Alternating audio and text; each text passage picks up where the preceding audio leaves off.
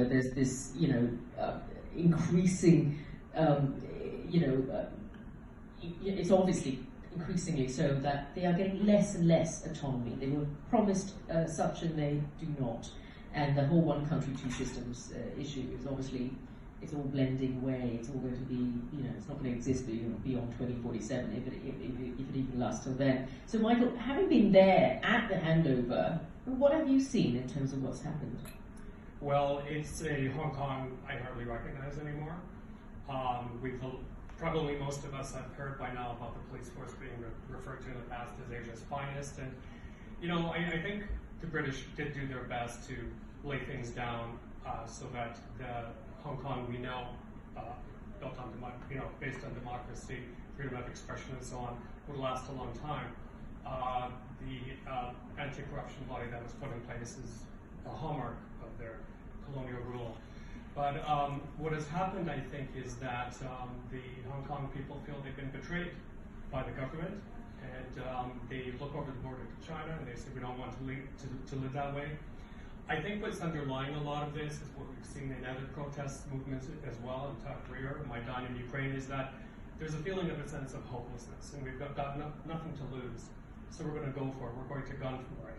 And when I was in Hong Kong recently, I talked to a lot of protesters, and I asked them, what's your kind of red line? How far will you go, or how long will you protest for?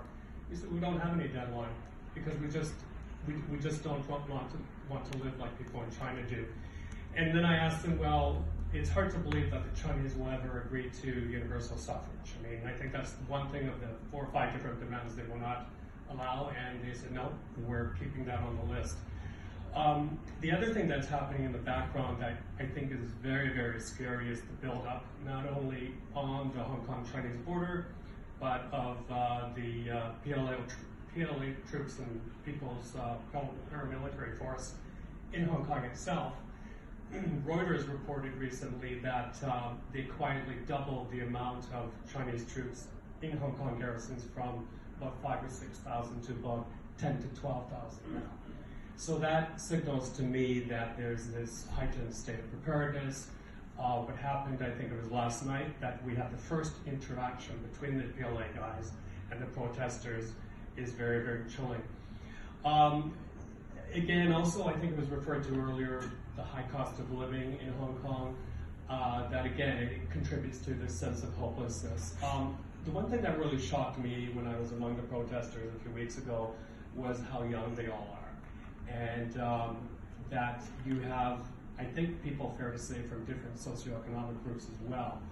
And it's, a lot of them are spending time away from school, from their jobs, divided families. There are split up families now. So you have to wonder about that. Even if things were to end tomorrow, the violence, could the societal unity that once existed come back together very quickly? So not a very rosy picture. I need to say one more thing, if I may.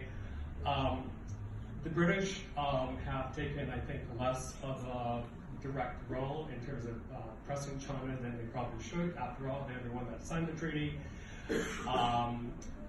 It's too bad. A lot more guarantees could have put into the treaty, the basic law, to prevent what is happening today, especially that crackdown, the suppression of freedom of expression.